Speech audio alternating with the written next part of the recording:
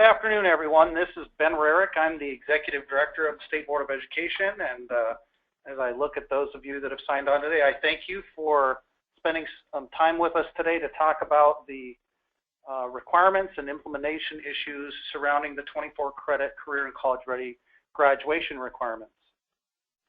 This comes after having done, I believe, 8 in-person workshops across the state, both on the east and west side of the mountains, and just about every one of them that we have offered has been standing room only. And so there's obviously a real appetite and need for this information about what the career and college ready diploma requires and what are some ways to implement these requirements that most leverage change for students. I am joined today by a couple of distinguished panelists. So first of all, I'd like to introduce Danise Ackelson. Danise is the Program Supervisor for Guidance and Counseling at OSPI and has been a tremendous partner with us as we have traveled around the state doing these workshops. Also joining me is from AWSP, Scott Seaman. Scott is the Director of High School Programs and Professional Development Specialist. Scott has been doing a lot of data collection about how individual high schools have been addressing the emerging 24-credit requirements. And Scott has provided a lot of invaluable information to us as we've dialogued with districts over the last year. And also joining me is Linda Drake. Linda is our Director of Career and College Ready Initiatives and is on point as it relates to the rule writing and the providing of guidance, working with OSPI to help districts implement these requirements. So we have structured this webinar very much like we have structured our in-person workshops. We're really trying to achieve 2 things here. One is that you will receive a comprehensive presentation by Linda Drake where she kind of walks through many of the nuts and bolts logistics of the requirements, both in terms of what is contained in the law and what the State Board of Education has clarified in rule. You will hear from Linda for about 30 minutes. And then we have structured this engagement so that if you have taken the time to join us today, you will receive an answer to the question you submit. So absolutely, as we work through the PowerPoint and have these discussions, we really would encourage you to be submitting your questions in the comment box. And I understand in the GoToWebinar there is a feature to be able to submit those questions. Please start submitting early and often because the second half of this webinar is dedicated for the panel to walk through those questions, and we are essentially committed today to either providing you an answer to the question here today in the webinar, or we will provide that answer in the frequently asked questions document that, as I understand it, will become public here in the next week. Is that correct, Linda? Yep. Okay. So again, thank you for joining us today. I would like to offer an opportunity for both Danise and Scott to offer some initial thoughts. Danise? Okay. Well, I would like to share with you the resources that OSPI has for guidance and counseling that really relate to the 24-credit diploma and the high school and beyond plan. First of all, we have what's called News for School Counselors. It's a listserv. We also send a newsletter. So anything that's new, information, cutting edge, we want to make sure we get that out right away to folks. And we have not only school counselors who belong to this listserv, but we also have other educators. So I invite you to join if you haven't already. And also on the guidance and counseling webpage at OSPI, we have a number of resources, one of which is the Career Guidance Washington, where you can find high school and beyond plan templates, lessons. There's 20 lessons per grade. And of course, for the 8th graders and 9 through 12, the work in Career Guidance Washington is to actually teach and go through the process for students to develop their high school and beyond plan. And I know that Linda's going to be telling you some more information about a new electronic tool that we have in this presentation.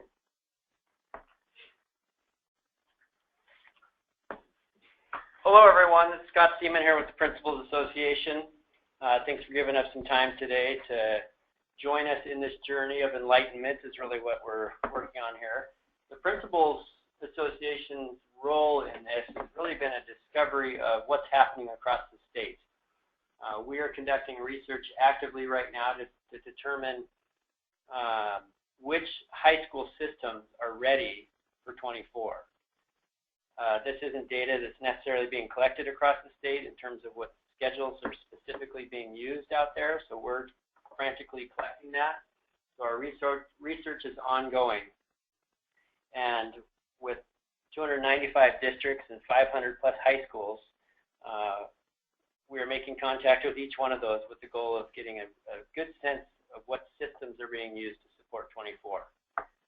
What we found early on in our research, and we'll get into more of these details later in the webinar, but is if you want to just really simplify where we're at right now as a state, if you think about students across their state having access and opportunities to earn 24 credits, little less than 70% of high schools across the state are still sitting on a 6-period day. So when you think about a kid's ability to flourish, actively pursue enrichment, accelerated learning opportunities, or on the other end, remediation, credit retrieval, etc., that's going to be difficult to do in a 6-period day. So we are actively looking for schools and systems that have a credit ceiling higher than 24. It's not just about the bell schedule, and we'll get into that more later, but it's about the programs and offerings that schools have within their current structure.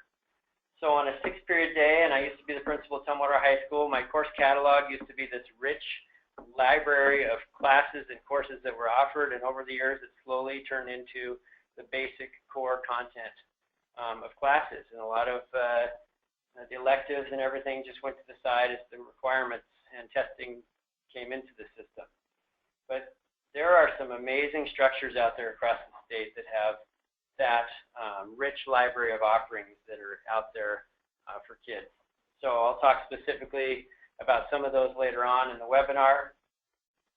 The goal is, how do we collectively as a state make it so that a student's ability to navigate and flourish in a system is not dependent on zip code? And right now I'd say it is. So it's where a student happens to go to school and how progressive a system is that really will determine what kind of access they have to 24 credits. So that's kind of my opening statement, and I will definitely come back to some specific schools and district systems that we're seeing some amazing things happen for kids out there. All right, this is Linda Drake, and thank you all for being here on our webinar.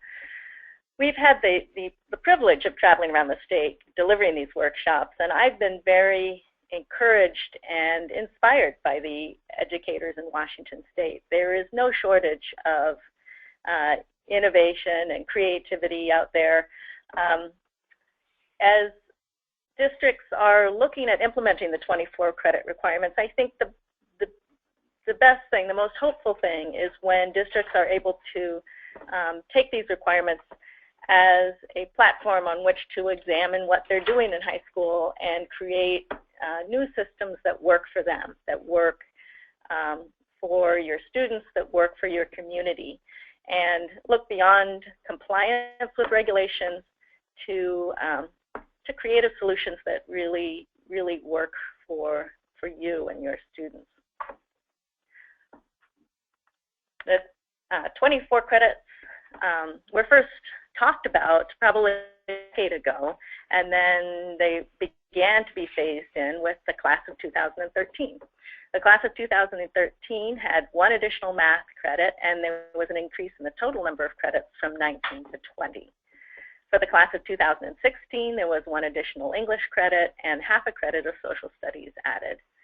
And then for the class of 2019, the 24 credit graduation requirements will start up, and that includes 1 additional lab science credit and 3 personalized pathway requirements. These are flexible credits. I'll be speaking about them in just a moment. And of course, the increase to a total number of credits to 24. For both the class of both the requirements for the class of 2016 and for the class of 2019, there were waivers available to delay implementing the requirements. for 2 years, 1 to 2 years that districts had available to them. So this is a table that you may have seen before. This compares the requirements for the class of 2016 to the class of 2019 and beyond. And there in green you see that the main requirements are an increase in science from 2 credits with 1 lab to 3 credits with 2 labs. And then these personalized pathway requirements, 1 of the arts credits or both the world language credits that are flexible and need to align with the student's high school and beyond plan. So a student who is on a university track would want to take 2 years of world language. That's part of the reason why the board designed it this way, to call out the world language as a requirement for admission to universities. But if a student has another pathway they want to use those credits to pursue something other than a university track, they can choose to use those in really any way they want to. The personalized pathway requirements are similar to electives in that students can choose the courses that they take, except that they need to relate to the student's high school and beyond plan. They need to relate somehow to what the student wants to do after high school, which is, the idea behind it was to have some intentionality in the student's course taking in high school.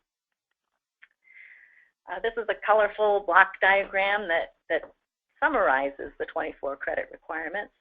In the deep blue, it shows the 17 core requirements, which include 3 personalized pathway requirements, the 1 of arts and 2 of world language. So this 17 plus 4 elective credits plus the 3 personalized pathway requirements equal the 24 credit requirements. And for individual students, there is the possibility of waiving 2 of the flexible credits based on unusual circumstances. So that's the 2 credit unusual circumstance waiver, and I'll be speaking about that later in the presentation as well. So the big change is one of the big changes is the science requirement. We're going from 2 credits of science including 1 lab to 3 credits of science including 2 labs. As part of the rules that implemented the 24 credit requirement, the state board defined a lab science, and they intentionally defined lab science in such a way as to allow flexibility in offering lab science classes, so that districts and schools can offer a lab science class without having to teach that course in a dedicated laboratory facility. I'll just mention the change in math. There was no change in the credit requirements, but the law that implemented the 24 credit requirements did remove explicit requirement of Algebra 2. I should mention here, though, that districts that have the waiver to delay implementing the 24 credit requirements will need to continue to require Algebra 2 until they implement the 24 credit requirements, when Algebra 2 is no longer required. But students will still need to earn 3 credits of high school math. We've been talking a lot about the 24 credit requirements, and we referred to them loosely as the career and college ready requirements. And as we've talked about the Common Core standards as being career and college ready, but I wanted to compare a model of career and college readiness and see how well it does fit with the Washington State Diploma. The diagram with the 4 columns represents the model of David Conley of career and college readiness. And he's identified 4 key elements. The key transition knowledge and skills aligns really well with the Washington State requirement of the high school and beyond plan. Washington State Learning Standards, and as you know, we have new standards in English Language Arts and Math and new assessments. The Washington State Learning Standards aligns with the key content knowledge. And then the largest part of the high school diploma is instruction and credits, which in good instruction, you would hope that students would acquire the key cognitive strategies and key learning skills and techniques that are part of Conley's model of career and college readiness. So I think that theoretically, the Washington High School Diploma is a career and college ready diploma. So now the key to actually delivering career and college readiness and helping all students become career and college ready, the key is in the implementation. A possible impact of these graduation requirements is illustrated in this slide, which I think is encouraging but very preliminary data.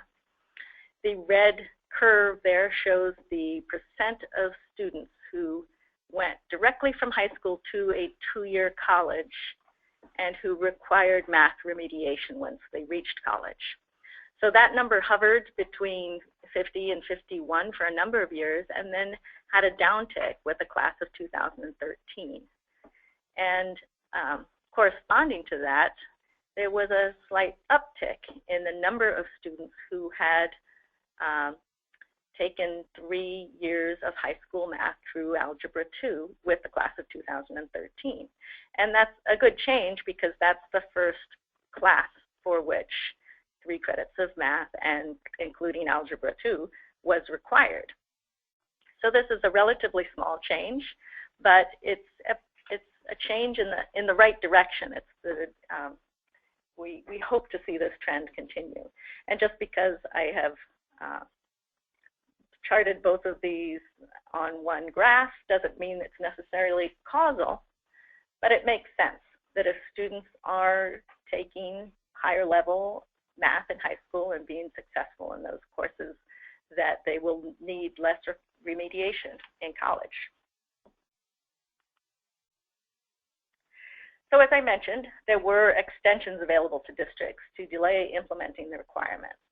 22 districts submitted an extension to delay implementing the requirements for the class of 2016. And as of November, 78 districts had submitted an application, and there's been some additional districts since then. So about 90 districts altogether are postponing implementing the requirements for the class of 2019, most of them for 2 years. So it would be the class of 2021 who would be the first class experiencing the 24 credit requirements.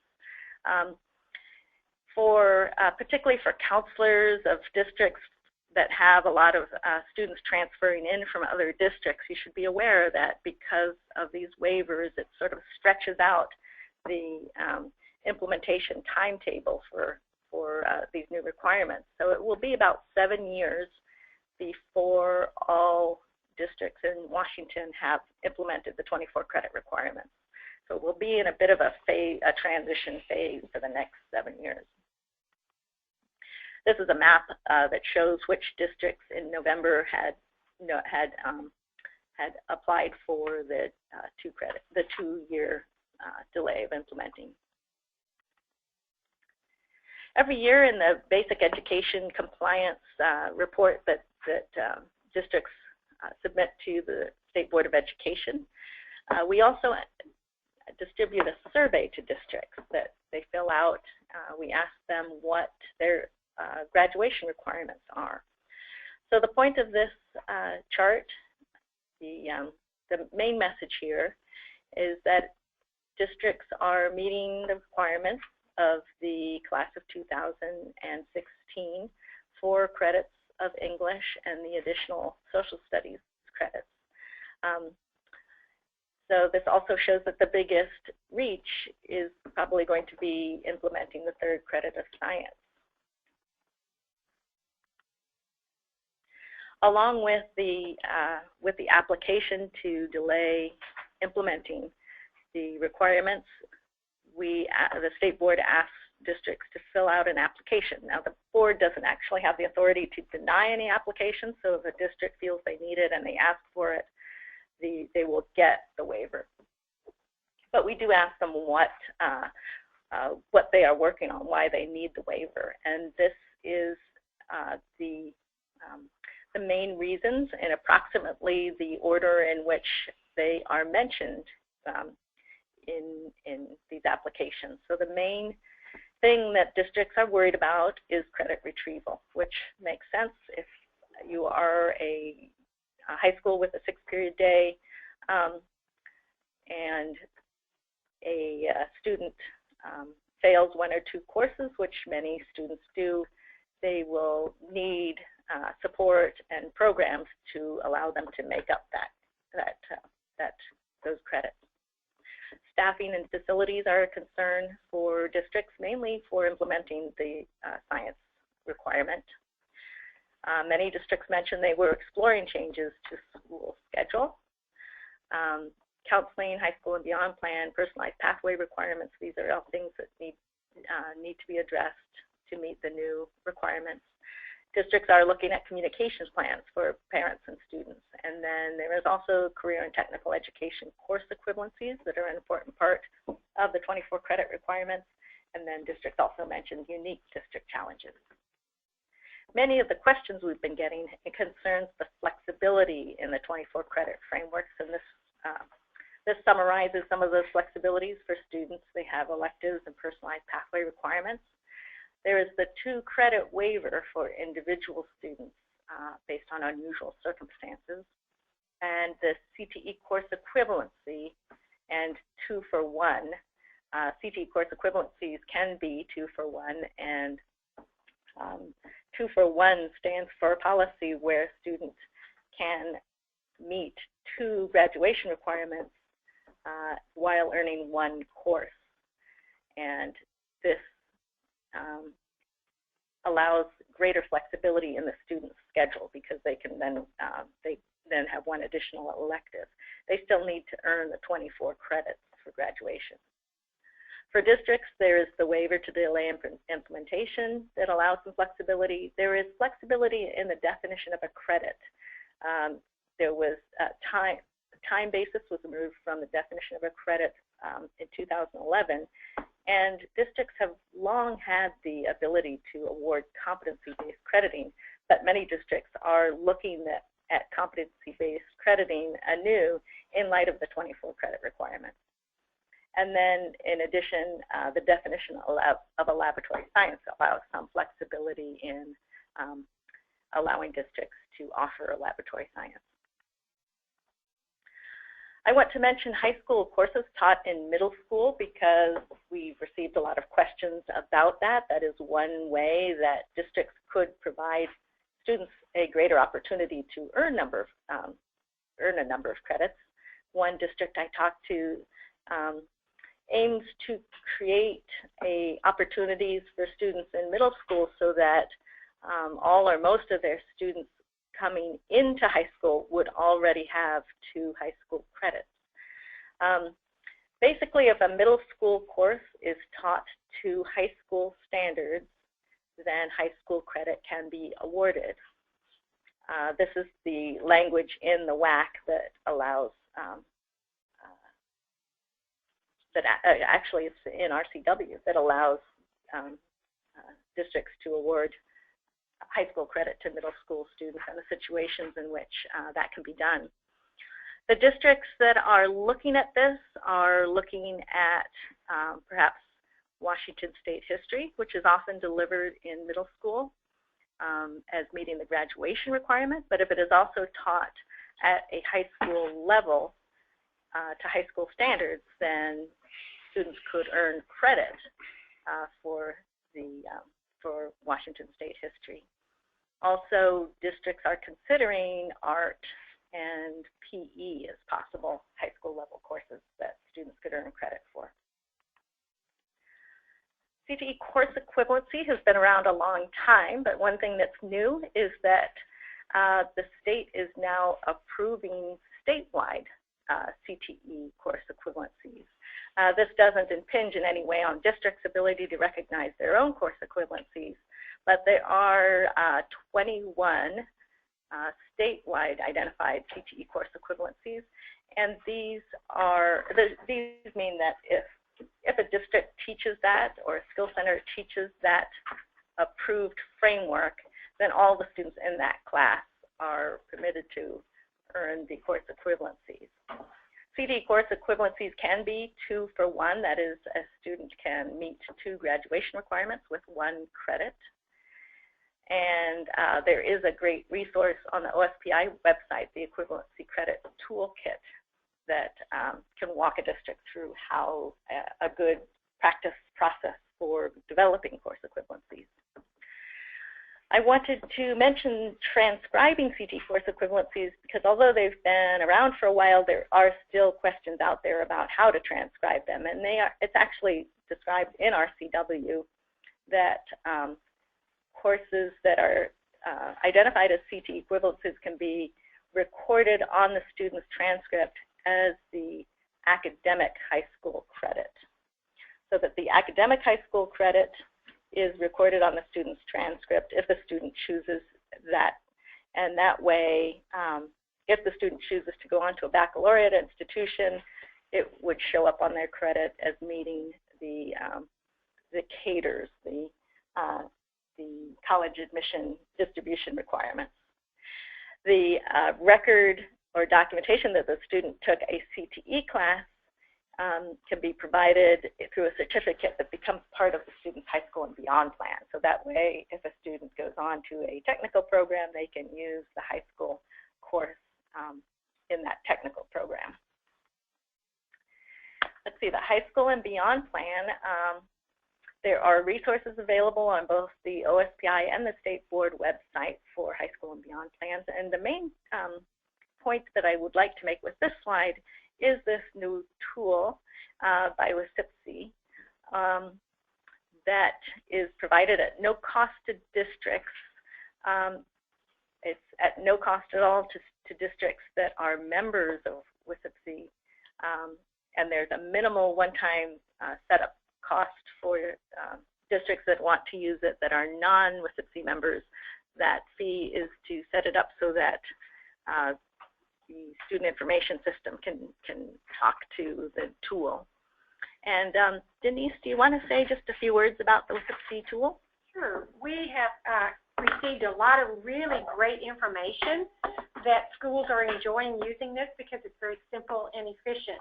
And with so many things, new things coming to folks and a lot of stressful situations because you have a lot on your plate, at least we can offer a free electronic tool for the High School Beyond Plan where school counselors or advisors can use this tool in order to get the requirement met in a meaningful way and in a simple and efficient way.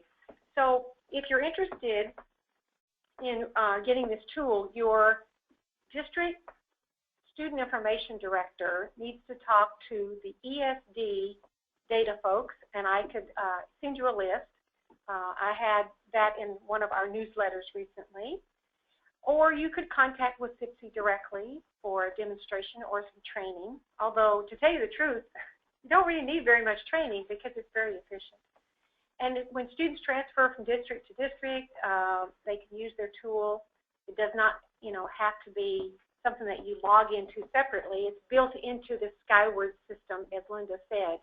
So when school counselors or others are looking at graduation requirements, they just go right on over to the next window about the High School Beyond Plan. It also has parent access, and students can access this when they're not in school or when they are in school, so it can be used during advisory, or students can go home and look at it as well. So we've heard a lot of really great things about it, and if you do have questions, feel free to, you can contact me, or you can contact WSIPSI, or you can go to your ESD data folks.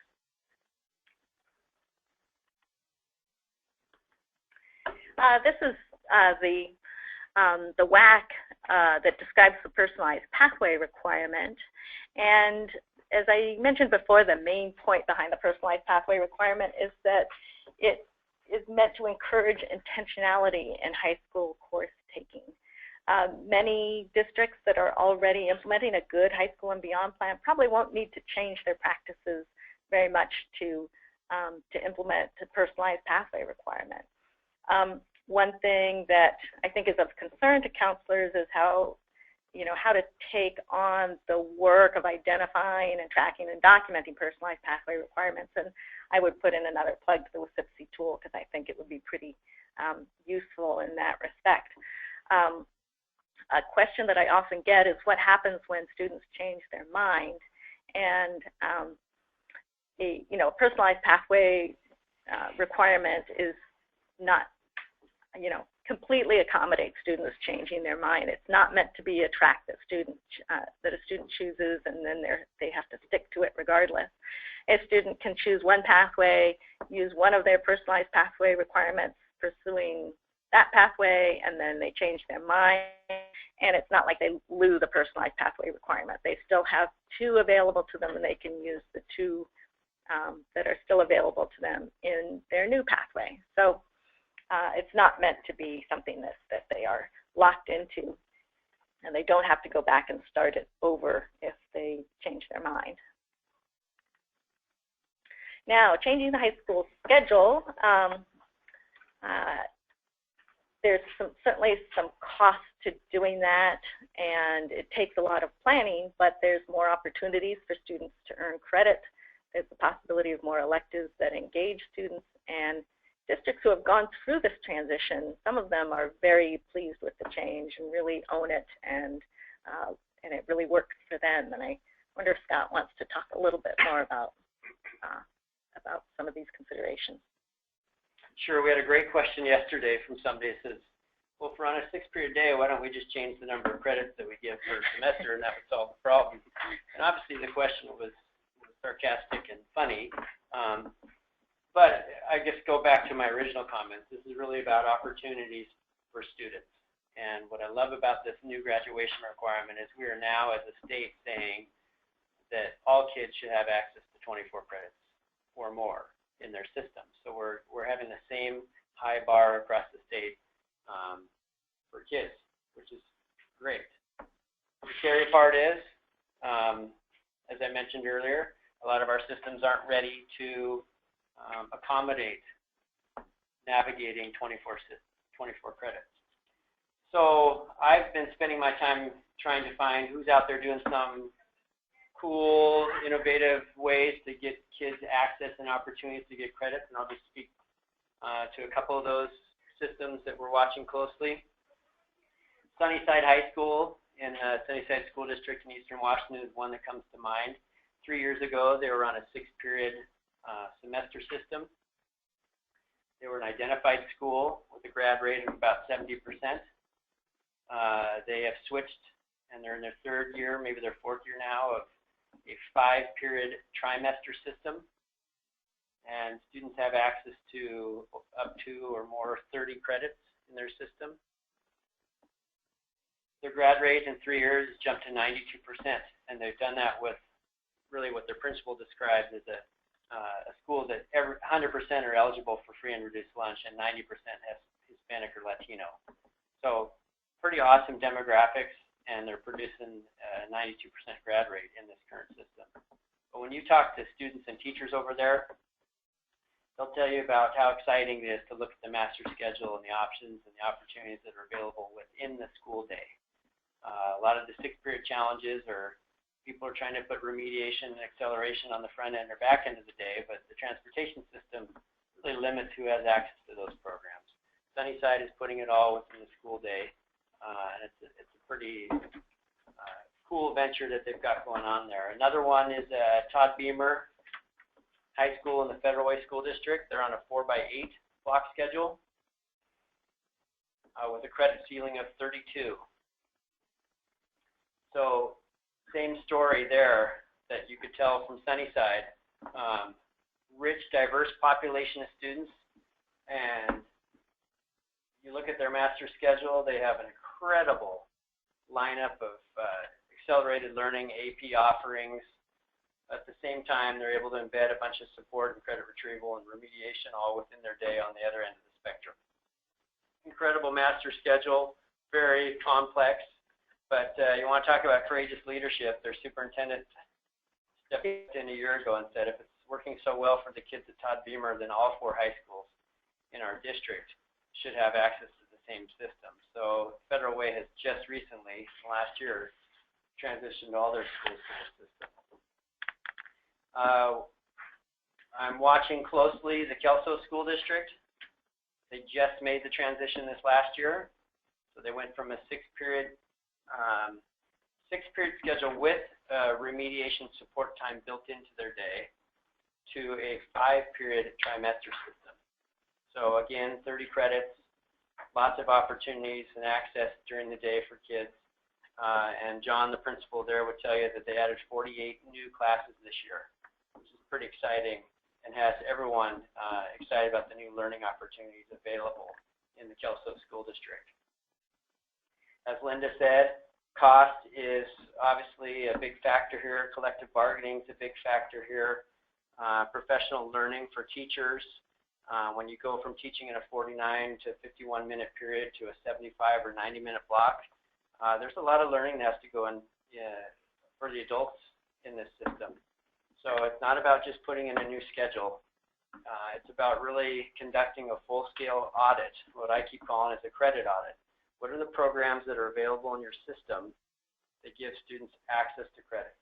College and the high school, running start, dual credit, competency-based credits, credit retrieval, accelerated learning. All those are part of the, what I'd say, the menu of options that we need to have students have access to.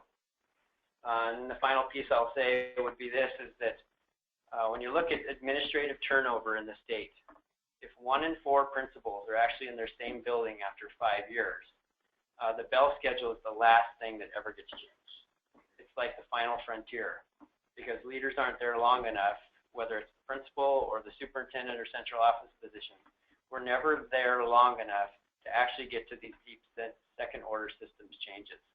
So these schools that I've mentioned have all had a leadership consistency of 6, 7, 8, 9 years in order to bring these changes about, with the exception of Federal Way. That was just courageous leadership right out of the chute.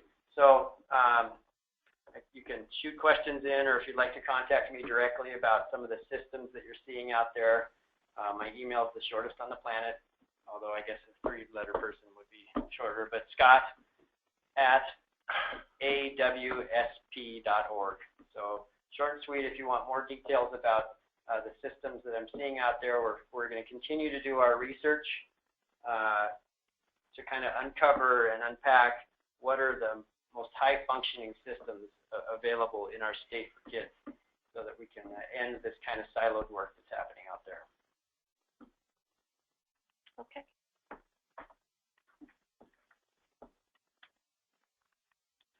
All right. I wanted to mention individual student credit waivers.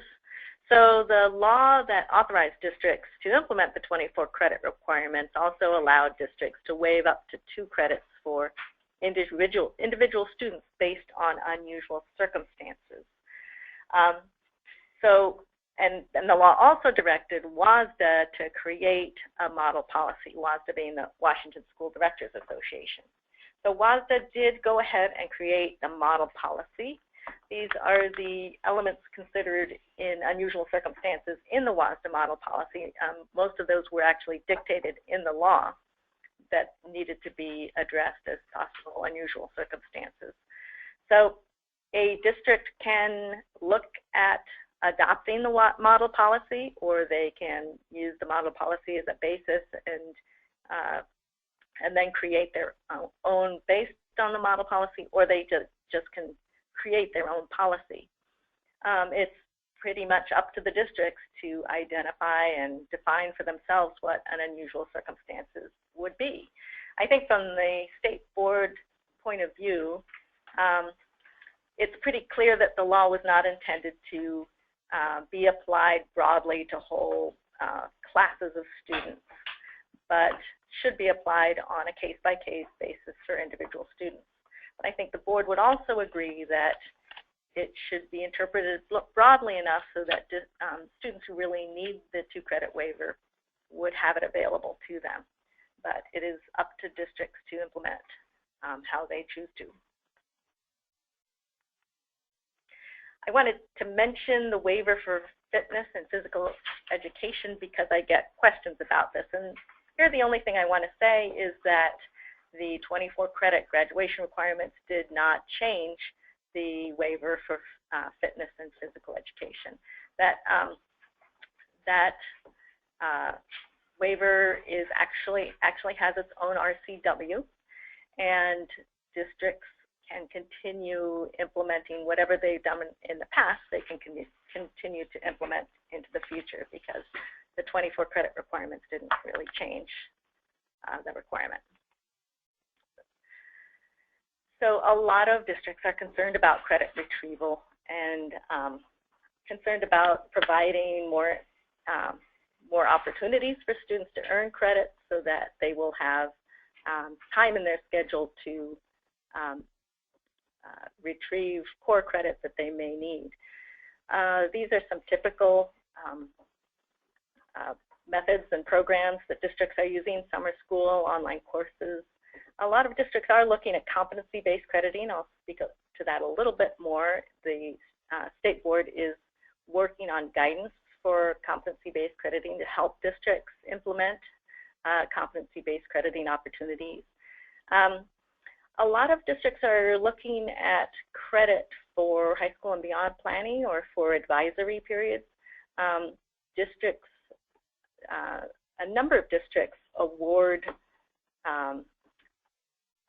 0.25 or half a credit per year for advisory that happens each year of high school, so that by the end of high school, a student would have the opportunity to earn 1 to 2 extra credits within the existing structure of the day. I would encourage districts to talk to other districts and find out what is happening. AWSP might be a resource that I would be pleased to talk to other districts and talk to anyone about what I know about what districts are doing. But other districts may be one of the best resources here for looking at different programs for credit retrieval. As I mentioned, the State Board is creating guidance on competency-based crediting. In 2011, the State Board amended rules to eliminate the time-based definition of high school credit. Before that, WASDA had created a model policy for credit for competency proficiency in world languages. And because of that early work with WASDA and the State Board, the most common competency-based credit awarded is for world languages. But this could be awarded in any subject. We think that there's probably 2 different pathways to pursue competency-based crediting opportunities. The first is fairly straightforward and would be the world language model, where we have standards and we have assessments that are clearly aligned with those standards, and a student can demonstrate mastery of the standards through their performance on the assessment. And then districts can award credit for that. Another example would be districts awarding credit for student performance on state assessments. There are districts that have awarded generally 0.5 credits for students who have been successful on, say, the math EOCs. And this is usually awarded to students who were unsuccessful in passing the class, but were successful in passing the assessment. So it makes sense to award them credit when they have shown some mastery of the subject. The other pathway for awarding competency-based crediting, we think, follows under the rule for equivalency courses of study. And there is a rule that permits districts to define equivalency courses of study. There are some elements in the rule that districts need to address in the creation of a policy that permits equivalency courses of study, such as identifying the standards being met, identifying the assessments, and how the student will demonstrate mastery of the standards. But it doesn't need to be a standardized test. it could be a locally determined assessment or a course-based assessment. This is just the rule that allows for competency-based crediting, and as you see, there's not a lot of definition around the current rule. So the State Board is looking at providing additional guidance, possibly looking, if needed, at greater definition in the rule. But we are working on that guidance currently, and we should be complete with that, and it should be available on our website within the next month. Staffing and facility challenges, I wanted to mention again, the definition of laboratory science allows districts to provide laboratory science and not necessarily in a dedicated lab facility. But staffing and facility challenges is one of the things that districts are definitely concerned about. We have received a lot of questions about funding, a lot of concerns about funding. When the legislature implemented or passed the law that allowed the implementation of the 24 credit requirements, there was some funding associated with that. It was based on an increase in instructional hours, but that was the increase in instructional hours was passed in a budget bill, and then later the legislature backed off the need for increase in instructional hours and reassigned the increased funding to guidance counselors, decreasing the science lab size, and MSOC. So the legislature did provide some $97 million for implementing the 24 credit requirements. I think there are a lot of folks out there who would, like to see, a greater increase in support for basic education, and the State Board certainly supports that. So I think that it's true and real that districts are feeling pressure here on providing greater services with less funding, but the legislature did acknowledge that this did cost something, and there was some funding available for implementing this. All right, now it is time for questions and answers. So you might want to give folks a few minutes. I've been keeping track, and there's a couple been coming in right now, but we don't have very many yet. So okay, all right. Why don't we take like a 5-minute break to let folks type in their questions. We also have our draft FAQ, so to fill time, we might just start working through some of the questions on our draft FAQ. But when we take a couple-minute break to see. Good. We're back, and so what we're going to do at this point is take the questions that you have submitted via the GoToWebinar tool, as well as read some of the frequently asked questions that have been asked in our other meetings, as we found that the same questions, there tends to be the same question come up in repeated venues. So I'm going to start with this question that was asked, which is about earning high school credit in middle school. For high school credit to be granted for courses taught in middle school, is the middle school teacher required to be highly qualified and certified to teach high school? Linda? Okay. Well, the highly qualified is going away as a requirement of the new federal ESSA. So after this year, districts will not need to report highly qualified, and the state will not need to report highly qualified to the federal government. And it's just simply going away. In regards to whether a teacher who teaches middle school students a high school level course for which the student is earning credit needs to be certified, the answer is no, they don't need to be certified to or endorsed to teach high school credit courses. That's probably a best practice for teachers to teach in their within their endorsement, and the district may need to report it as a teacher teaching out of endorsement area. But it's not against the law, and it isn't related to the ability to award credit for the course or not. And kind of a second part of this was asking about examples out there now of high school credit being awarded in middle school. Did you have any? Well, the most common one that probably everyone knows about is students earning math credit in middle school. Algebra 1. Algebra 1. Are there others? Algebra 1 and geometry. Foreign language, sometimes Spanish 1, Right. Spanish 2.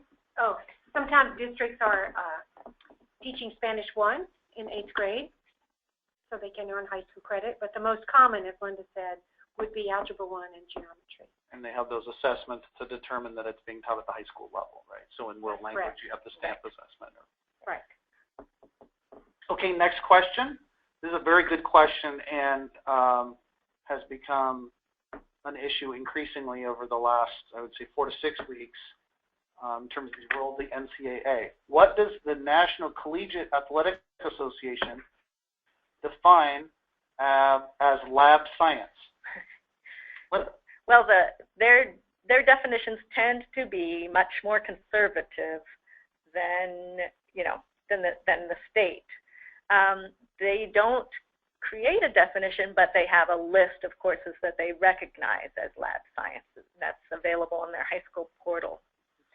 Districts who are interested in offering a lab science class that is recognized for the NCAA has to go through that process where they apply, and the NCAA identifies it, approves it on a case-by-case basis. But they haven't defined ahead of time what a course is. And my understanding is that's true not just for lab science, but for a lot of different courses out there where they may in fact qualify for the high school diploma, but may not necessarily meet NCAA. Right. And I think that's been an issue for some school districts with the bridge to college courses, for example. Right. And the feedback that I've received is that they are very sensitive to the course title, and so the title of the course is something to really think twice and 3 times about. An example that I would just share with you has to do with journalism. So if a student is taking journalism, it would not count for, first of all, a cater, but it would also not count for the NC2A. However, if the course is called English 12, journalism or journalistic writing, then that course would meet the cater and NC2A would approve it. Next question. Where can the Washington State School Directors Association model policy for the 2-credit waiver for individual students for unusual circumstances be found? And then maybe we can extend this and say, and what's in that model policy a little bit. So in terms of it being found, I think have we not provided a link? Right. The link is available on this webinar, and it's that link there that's underlined in the second bullet. Okay. And the next question is kind of closely tied to that one, so I'll just go ahead and ask it. Is the 2-credit waiver for individual students for unusual circumstances at the district's discretion? In other words, can the district choose not to have it or choose to have it with more limiting special circumstances, et cetera, et cetera? Yeah, and I believe the answer to all of those questions was yes. So the model policy, they're not required to adopt the model policy? They're not required to adopt the model policy. They're not required to have the waiver, period. And are you aware of any districts that have developed a policy kind of different than the model policy, or made changes? I am not. I believe there are districts out there who have. I've talked to some of them, but I don't know what their final approved policy looks like. Okay. Okay. You ready for the next question? I'm going to scroll through here. All right. What are districts doing to document personalized pathways? Is there a form or process that some schools have already developed? Our district is looking for something that is not electronic as the WSIPSI tool has had a number of issues for us, and we have a high number of transfer students. So I guess boiling it down then, tools that are not electronic on personalized pathways. Denise, did you want to offer something? Yes, first of all, the WAC says that it's a local determined document. So the state has not developed one except in Career Guidance Washington. There's a template in Lesson 9 of grade 9 and Lesson 9 of grade 10 and Lesson 9 of grade 11 and Lesson 9 of grade 12. This template is something that students can keep in a file and take with them when they go to a different district, or the electronic tool is actually based on this template that's in Career Guidance Washington. And it's free from the state, and we will continue to update that as resources change. But it's been pretty steady for the last few, at least last 2 years, it's been very steady. So feel free to use that one. And the link to Career Guidance Washington is in that first bullet point there on the high school and beyond plan slide. Okay. Next question. I'm not sure I understand the 2-for-1 credit option. Can you please explain that with an example? Right. Well, a 2-for-1, it could be a CTE course that has been recognized for equivalency. For example, graphic design and arts. So it meets the requirement or meets standards for both the arts learning standards and the CTE framework.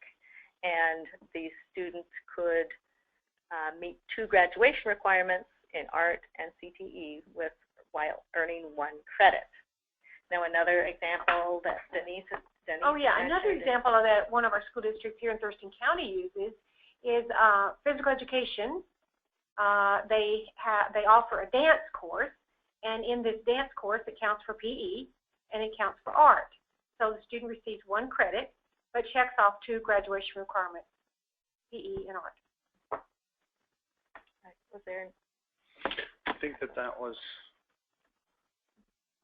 another question. Is the WSIPSI tool available to private schools?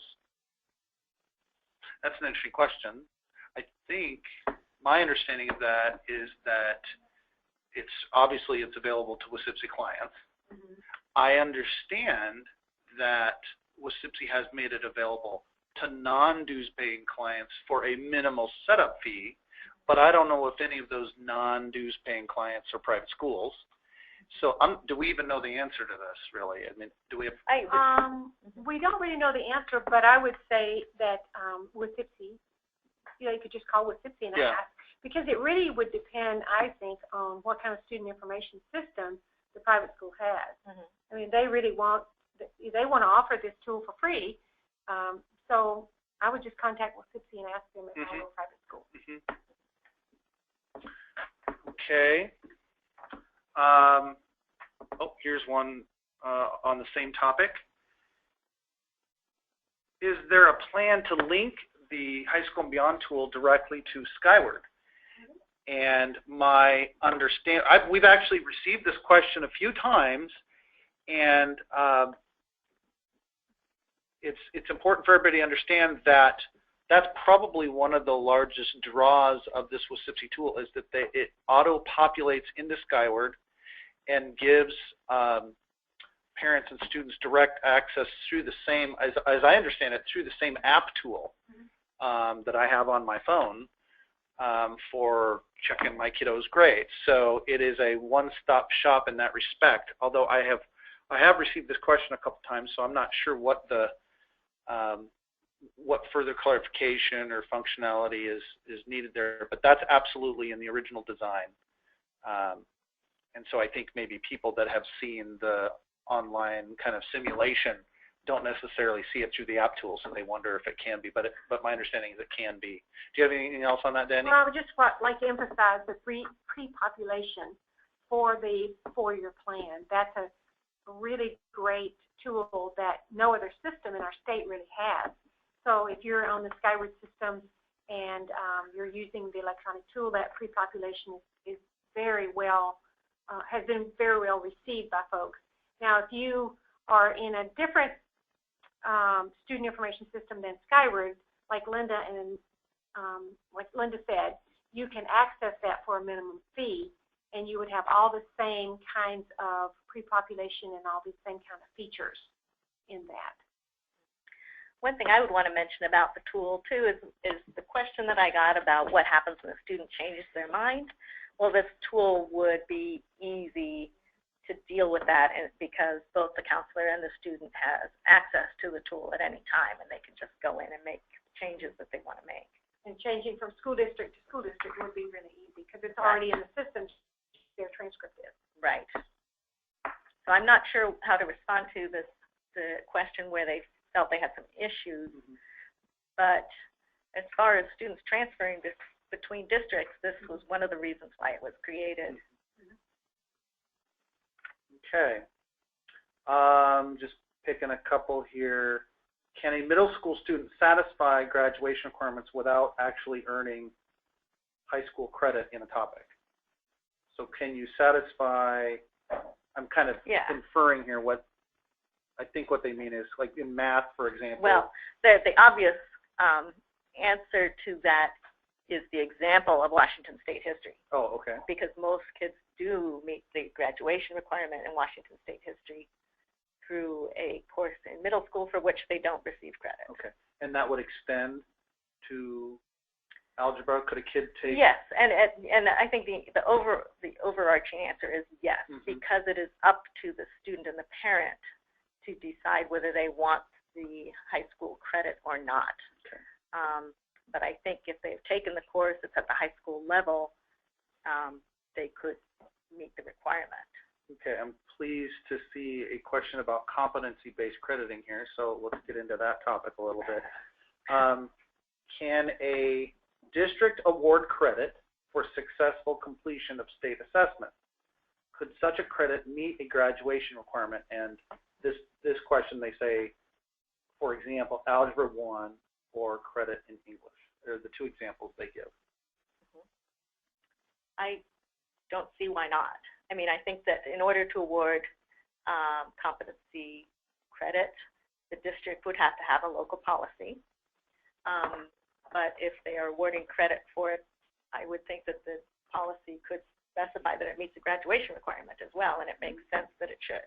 So in terms of testing the bounds of competency-based credit here, they, correct me if I'm wrong, but they need an assessment upon which to assess a level of achievement and a set of standards upon which to award the credit, right? So the areas where competency-based crediting has flourished have been areas where we've had both clear standards and an assessment. So world language, for example, students who are earning the world language credit through the successful completion stamp, for example. I've heard some situations rewarding a credit for EOC. Have you heard of other examples? Not that are related, not of other well-recognized assessments. Right. But it is also possible to design a competency-based opportunity that is not based on standardized assessments. But in that case, you would need to define in the district policy what standards are being met, what subject is being met, what assessments are going to be used, but it doesn't have to be a standardized assessment. And this isn't in the question, but I'll go ahead and ask it anyway. Higher ed, is there any issue in terms of either NCAA or higher ed accepting these competency-based credits? Has there been any resistance or issues there? I would say not generally, no. They would need to be clearly part of the planning for making the is deciding how these should be transcribed. I think that's the key is how they're transcribed. You know, you have a seal about literacy that's new, and other ways that the transcript needs to indicate competency-based credit. So it's very important that that is transcribed correctly with the correct course designator, because there is a course designator as well. I'm not sure about NC2A. We have not had any inquiries that I'm aware of. Yeah, most of those issues, it seems to me, have been about the name of the course. Guidelines. Next question. Did you want to mention about the? Just that we are creating the guidelines, the guidance for delivering competency-based education, and hope to have that done soon. Okay. Next question. Do you know of any small schools, and they indicate parenthetically like less than 200 students, that have gone to a trimester schedule? So I know of some schools that have gone to a trimester schedule. I'm not. Scott, what do you know about this? Well, I'm emailing back and forth with Jerry Lewis right now from White Salmon about what they did down there. So, I don't know, I wish Jerry could speak for all of us. Well, let's start with the basic premise. Anybody going to trimester, and then are you aware of any small? Yeah, so journeying with Kelso a year ago, I went down and went through their whole research with them as they explored options throughout the country. They had 11 different bell schedules that they looked at initially and narrowed it down to about 5, and then ultimately voted on the one that they're with, which is the 5-period trimester schedule. So long process, a lot of growing pains, and as John Gummel, the principal, told me about a week and a half ago, they're still uncovering new growing pains, and it's a huge learning curve, but a challenge that they readily accept.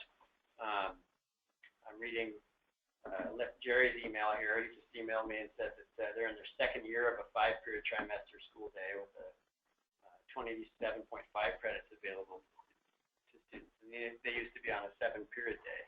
So I've already asked to come down and pick Jerry's brain here a little bit about some of their processes, to how they ended up here.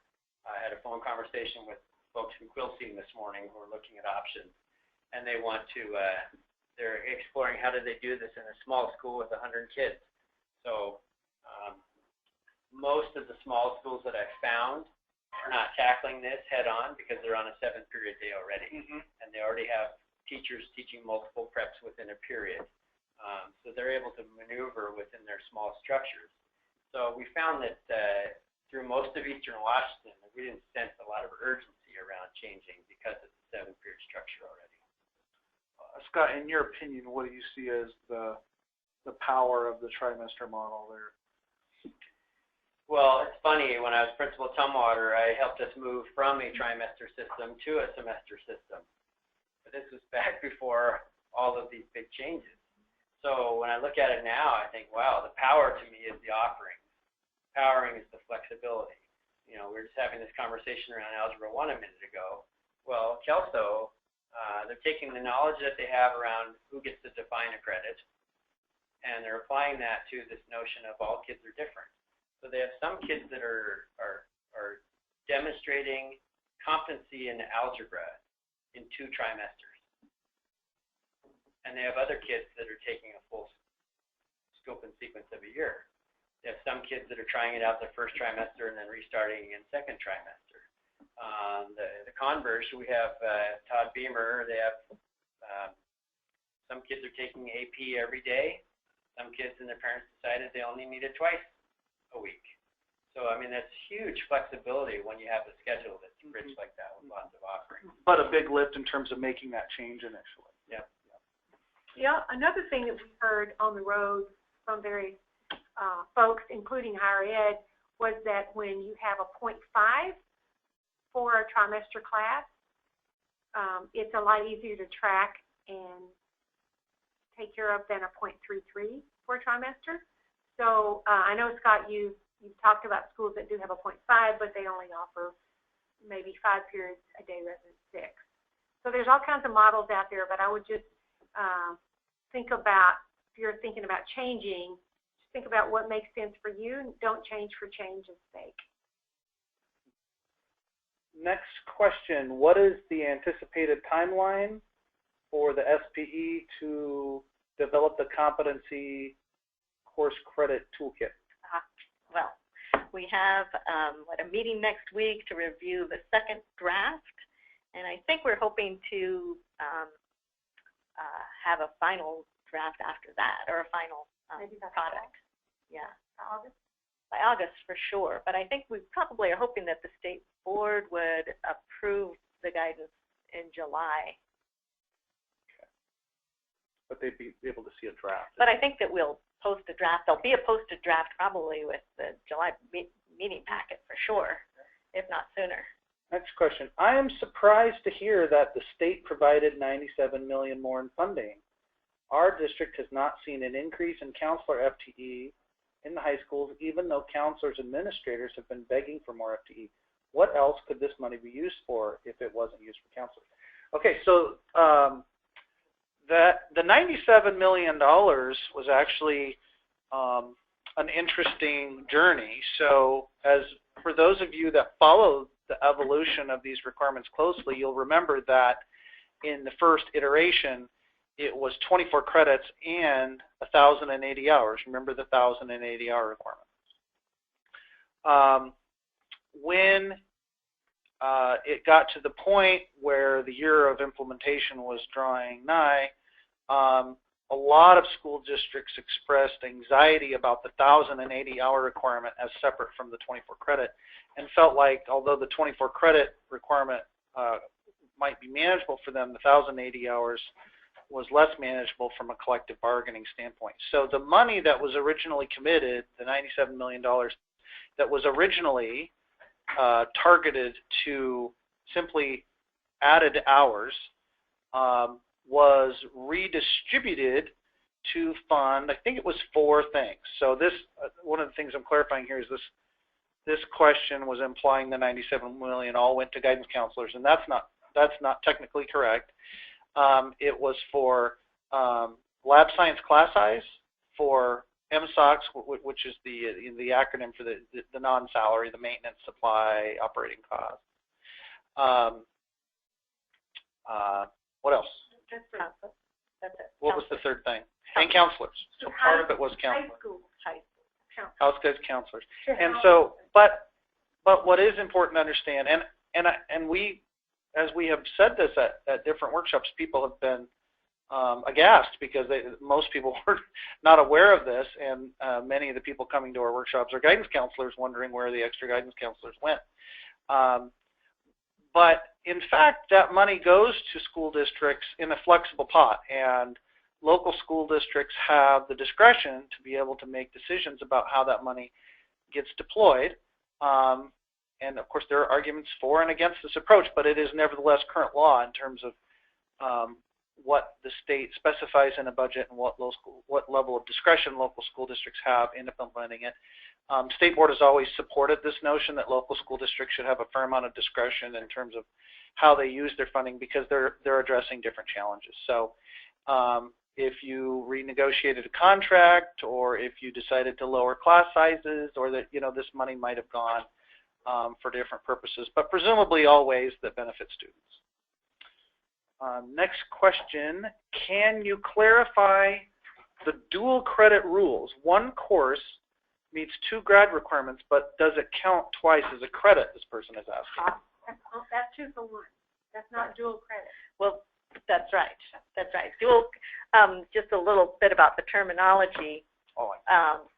Dual credit, we like to limit to for courses that get high school credit and college credit. So that's how we usually refer to dual credit. 2 for 1 is when a single course meets 2 graduation requirements. Now, for 1 credit. Now, is it possible for a course, for a student to earn more than 1 credit in a course? And if you apply competency-based education, I think you could design a course where a student is doing part of their work outside of the course, part of their work inside the course. The teacher of the course is monitoring the student's progress. There's a policy in place in the district that would allow a student to earn more than 1 credit. But that's a separate thing. That's competency-based education. That's not the 2 for 1. Okay. All right, next question. If we have the waiver, the 2000 19 through 2021 waiver, can our kids earn credit in applied math this year? Yes, I think that students They could could have always anyway. Yeah. earn credit in applied math. Applied math can count as the third credit of math. And we have received this question quite a bit about, again, this a presumption that Algebra 2, the students were locked in. But can you address the Algebra 2 issue? Well, the way the rules are written for in what is it, 180-51-06-7, the math requirements do specifically specify Algebra 1, Geometry, and Algebra 2. And a student doesn't need to take Algebra 2 if they go through a process of getting an approval, meeting with having a meeting with the student, parent or guardian, and a representative of the high school, and all agreeing. Usually there's a form that they sign that they don't have to take Algebra 2. And applied algebra would certainly qualify as the third credit of math. The only main consideration there is that it is a high school level course, that it's not a pre-high school level course, that it's not a middle school level math course, that it's a high school math course, and that meets the third credit of math requirement. Now, I occasionally get the question of a situation where a student has somehow missed taking a semester of Algebra 1 or missed taking a semester of geometry and gone on and done well in Algebra 2, in pre-calculus. In that case, I do not think it's the best practice to make the student go back and take the lower level math course. And I've spoken to the math supervisor at OSPI, and she agrees as well. But it would require a policy at the district so that the student wouldn't have to go back and take the lower level math course. But I do think that that is a best practice. Okay. Anything else on that, Denise? No. Okay. Next question. The link for the individual student credit waivers does not work. Can you provide it again? What is the individual student credit waiver? Oh, I think that's the unusual circumstance. Oh, the WASDA. Yeah, okay, the WASDA. We will resend that link. I'll just go on to the next question while you guys are doing that. That's just on the WASDA website, right? Right.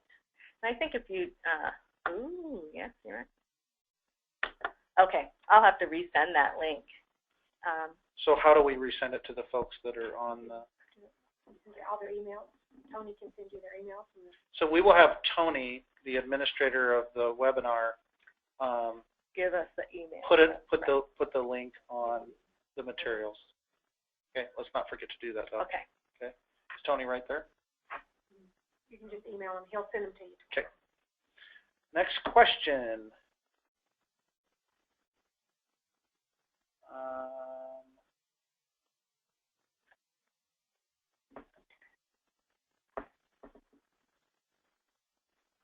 If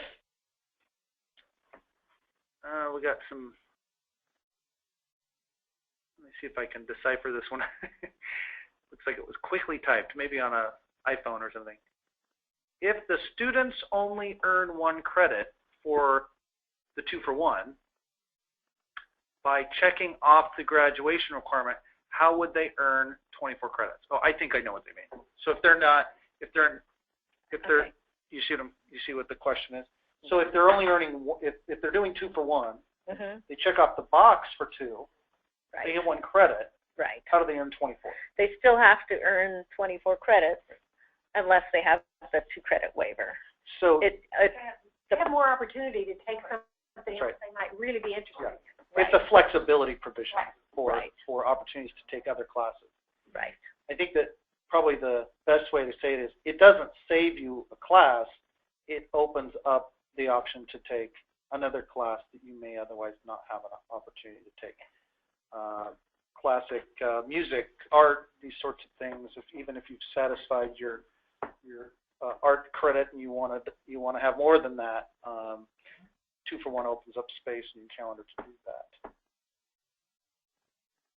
Next question, if a student does a 2-for-1 credit, oh, I see, this person was clarifying their earlier question. Okay, I think we got that. We have about 5 minutes left, so maybe okay. 3 more questions or so, and then. Okay. One question is some clarity about the kind of the original purpose of Core 24. So we got the question, does the State Board of Education still believe that all students need to go to a 4-year university? So I wanted to have the opportunity, and I think this is the one thing, if you didn't take anything else from today, it's a good opportunity to clarify that that the State Board of Education's vision with regards to these requirements is that all students are provided a diploma that prepares them for living wage pathways. And we absolutely acknowledge and believe that not all students belong in a 4-year university for a variety of reasons. And our goal is not to track all students to a 4-year college university, but it is, however, our goal to prepare all students for a 13th year of education or training. For many students, that means community college. It can mean skilled training and apprenticeships that lead directly to living wage pathways. But when we talk about this as a State Board of Education, we talk about a diploma that leads to a life of choices for students. So it may be that students ultimately decide to be a stay-at-home parent or decide to have a job that is not high-paying, and that's great, and there's nothing wrong with that. But those are choices that were made out of the students' interests and passions, and not choices that are made because students are forced into situations because they do not have the training and education necessary to pursue whatever livelihood they would want. So, you know, I've been executive director of the State Board now for almost 5 years, and when I got here 5 years ago, there was this very palpable sense in the field that the State Board of Education was very college-centric, you know, and that the original Core 24 was really just kind of a signal to that the high school graduation requirements were the college entry requirements. And we've really undergone a very steady evolutionary shift in that thinking, and you see it reflected in the slides that Linda offered today, where those personalized pathway requirements are specifically designed to be tailored to a student's individual pathway. And it is not critical to us that, you know, we have all students enrolling in UW or WSU, but it is critical to us that all students have a legitimate shot at living wage pathways, and post-secondary education and training is an absolutely vital element of that. And so the components of the diploma were designed to make that step from the 12th year to the 13th year every bit as manageable and seamless as the steps from 10 to 11 or 9 to 10 or 2 to 3, that it is merely just a well-calibrated scaffold up the system, and that the exit requirements of high school prepare you for the entry requirements of living wage pathways and careers. So, yes, Denise? And one of the things that happened at that same time is naming it, calling it out. It's called the High School Beyond Plan now. It used to be called lots of different things. It's called the 24 credit diploma now, not Core 24. So I think your description is just so perfect. And you talked about, you know, students having interest and passion. And that's really what I think the State Board of Education is about. It's not about getting a 4-year degree. I mean, I see that clearly in the names that are called out. Okay, we have time for 2 more questions. We have 2 more minutes. 2 more minutes. Okay, we have a question here. Will the completion of a Bridge to College course count as meeting the testing requirement for high school graduation? Received this question a few times. The answer is that under current law, the answer is no, but that's actually something that the State Board of Education supports and has advocated for with the legislature, and we hope to take that issue up again next year. So the idea would be that students would have more alternatives And so whereas right now we rely heavily on collections of evidence for students that don't meet the exit exam requirements, we are envisioning a future in which students could either avail themselves of the collection of evidence process or possibly satisfy it through earning dual credit, or possibly passing a Bridge to College course. So our ultimate goal here is increased rigor of high school coursework, and those things help us increase course-taking rigor in high school. So that's a stay tuned. And then the last question here. I think we probably need to wrap Wrap up, up, because I believe the webinar just ends Okay. at Sounds good. 3:30. So I think we want to thank everyone for having participated. Yep, and just because the webinar ended does not mean that Linda's email vanishes. We fully expect that you all will feel free to reach out to Linda and others to answer your questions and meet your needs.